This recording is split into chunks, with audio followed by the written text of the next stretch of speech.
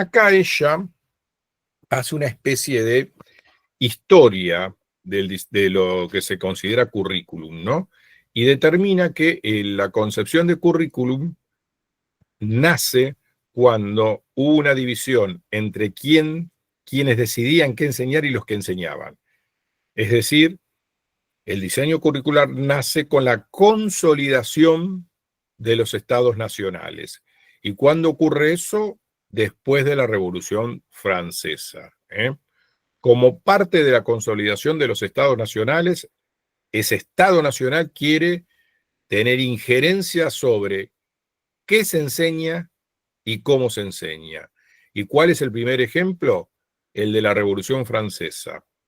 Este ejemplo es un ejemplo que parte de lo que es un currículum, pero todavía no existía el término. Se puede decir que el modelo napoleónico de educación, donde la universidad supervisaba todo el sistema educativo francés y era absolutamente prescriptivo, es el primer ejemplo de currículum, pero no se denominaba de esa manera, ¿no? ¿Y qué características tienen entonces, a partir de entonces, los currículum?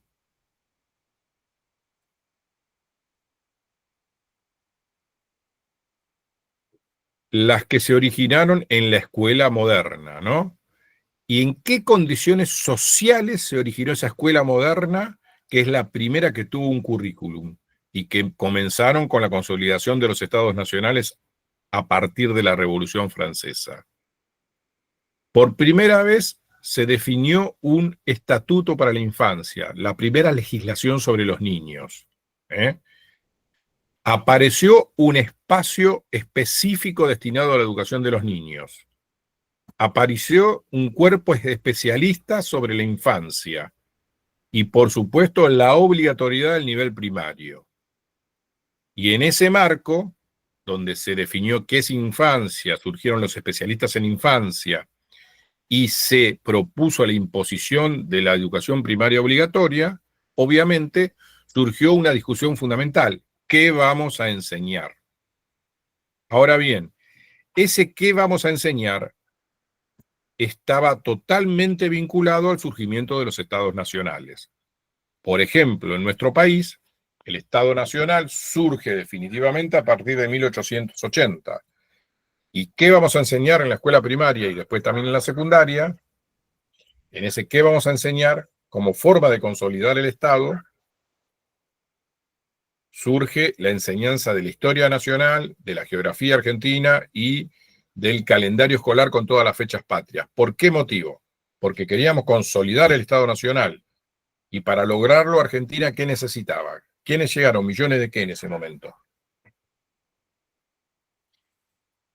Inmigrantes que no, muchos de los cuales, algunos sí conocían nuestra lengua, pero muchos de los cuales no conocían ni nuestra lengua y ninguno de ellos conocía nuestra historia. Eso era un riesgo para un Estado nacional que se quería consolidar. Por eso la escuela fue una herramienta. ¿Para qué? Una herramienta para consolidar ese Estado nacional. No solamente los inmigrantes, sino los propios argentinos, porque nuestro país, como todos ustedes saben, venía de 70 años ¿de qué? De guerras civiles. De guerras civiles que habían originado una fragmentación del sentimiento nacional.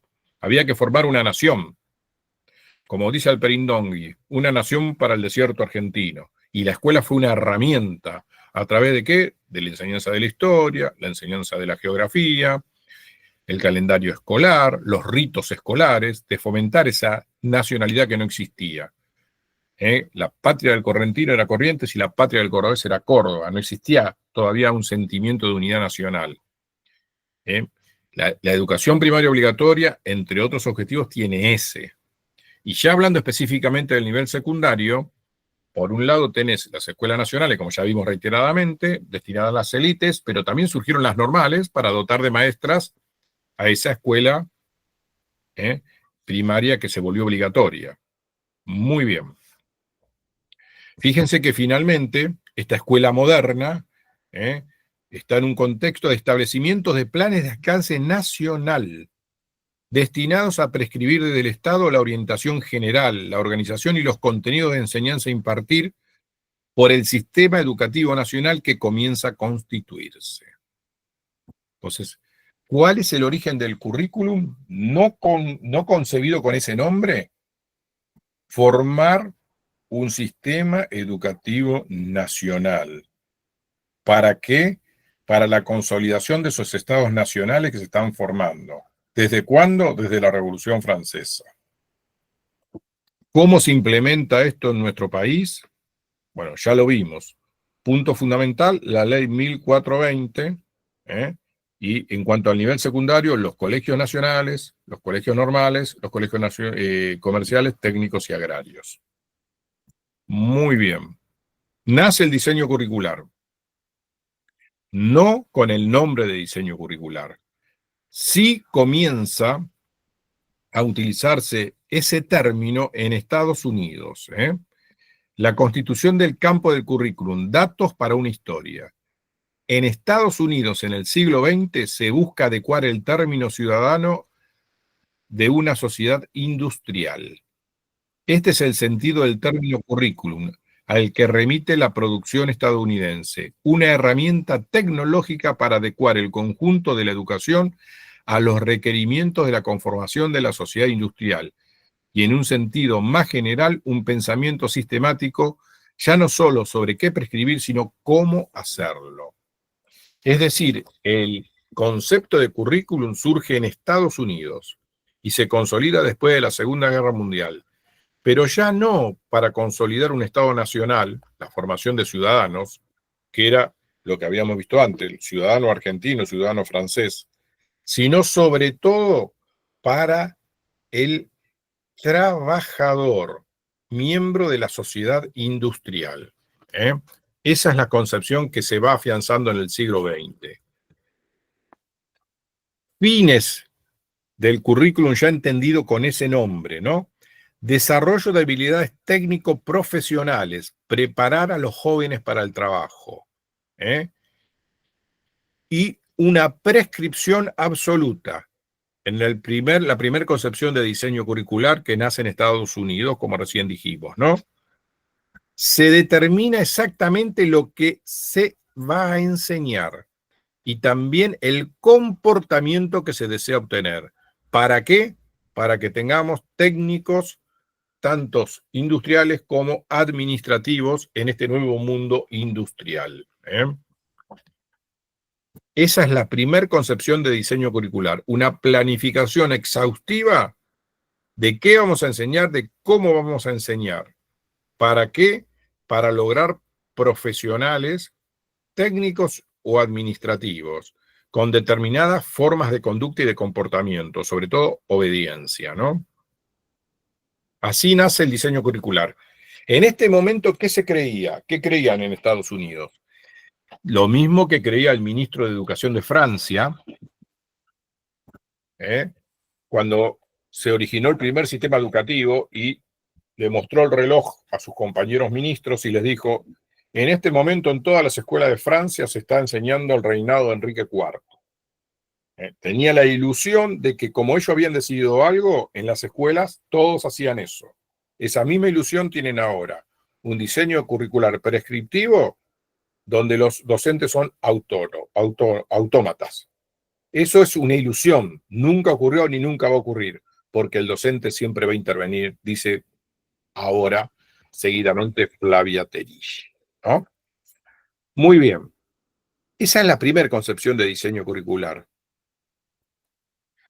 Más adelante empezaron las críticas a esa concepción. La primera crítica fue el currículum oculto. Es decir, supuestamente los planificadores sabían todo, qué se iba a enseñar y cómo. Y eso era lo único valioso de la escuela. Y no se dieron cuenta que para bien o para mal, en general para mal, no solamente en la escuela se enseña contenido, sino también qué se enseña. Se enseña socialización, se enseñan vínculos, se enseñan cómo adaptarse a la autoridad, cómo ser rebelde a la autoridad. Y todo eso constituye ¿qué? Un currículum oculto, ¿no? Posteriormente, se cuestionó la presunta neutralidad de los planificadores. Los planificadores, en la concepción original de currículum, cuando creían que todo podía ser prescripto, decían ser neutrales. ¿Qué significa neutrales? Que ellos decidían qué enseñar y cómo según qué.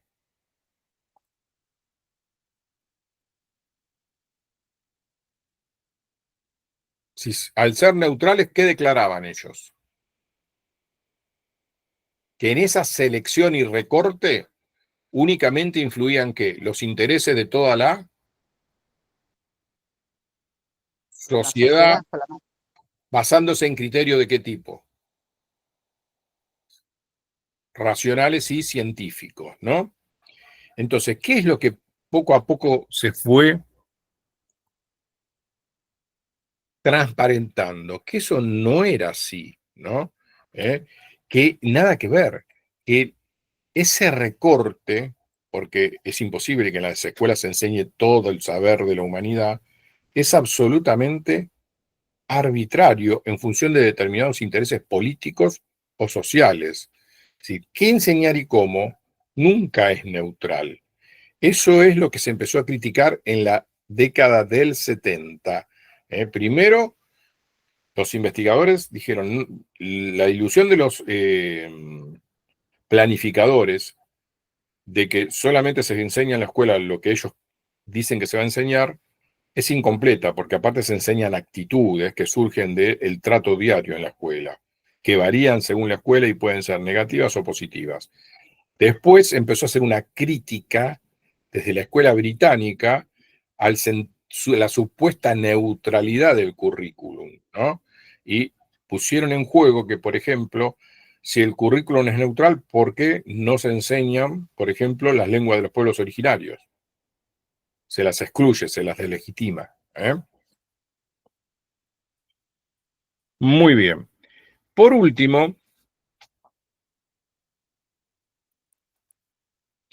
se criticó que hay una diferencia entre el currículum formal, que es el que supuestamente el nivel central determina, y el currículum real. Fue otra vuelta de tuerca en la crítica. ¿Por qué? Primero criticaron que estaba el currículum oculto, lo que no se preveía, pero también era enseñanza. Después dijeron que la selección no era neutral, sino era arbitraria y estaba sesgada por intereses políticos y sociales. Y por último dijeron que aún más era incorrecta la ilusión de los planificadores. ¿Por qué? Porque en realidad tampoco se implementaba a ciegas el diseño curricular. ¿Por qué?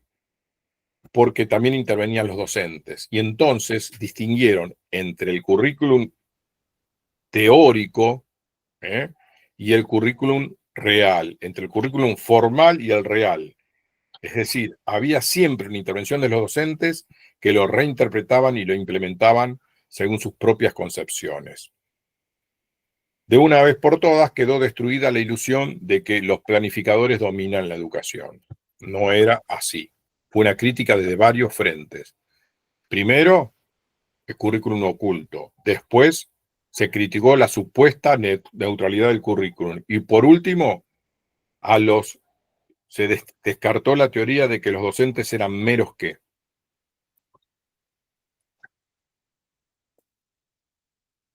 Reproductores, transmisores. Exactamente, transmisores acríticos, reproductores o que simplemente aplicaban.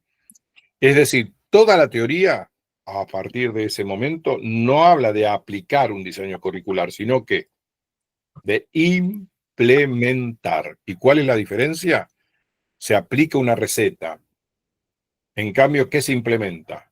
Implementar tiene que ver con qué, con contextualizar, con situar o con, como dice Flavia Terigi, especificar. Por último, ella habla que, está hablando ya de la década del 90 del siglo pasado, habla que en los proyectos del Banco Mundial, ¿no?, que asesoraba a los países sobre reformas educativas, produjo que todos los países tengan el mismo tipo de diseño curricular o muy parecido en la década del 90. La reforma de la Ley Federal de Argentina no fue la única, sino se pareció a las reformas educativas de muchos países, todas las cuales tenían algunos parámetros comunes en los cuales Flavia Derigi está totalmente en desacuerdo. El primero de los cuales es el retiro del Estado y darle absoluta autonomía a las escuelas para que diseñen su propia propuesta curricular. Y en ese marco de supuesta autonomía institucional, lo que en realidad había era una ausencia del Estado. Como el Estado no tenía una política fuerte educativa, tampoco intervenía para que se pueda implementar. Se daba libertad a las escuelas, pero no se le daba recurso. Pero sí se evaluaban los resultados. Entonces, como dice Flavia Derigi, hay un desplazamiento de la enseñanza a la evaluación, como que el Estado solamente se va a fijar en los resultados. Muy bien. Eso fue en la década De del esa 90. manera Sí, también se cerraban las escuelas que no funcionaban. claro, porque había como una concepción de que la escuela era una pequeña empresa. Toda pequeña empresa, entonces, si la empresa es una pyme, ¿el Estado le tiene que brindar recursos para que funcione? No. No, pero sí la controla. Muy bien. Después esto lo va a profundizar la autora.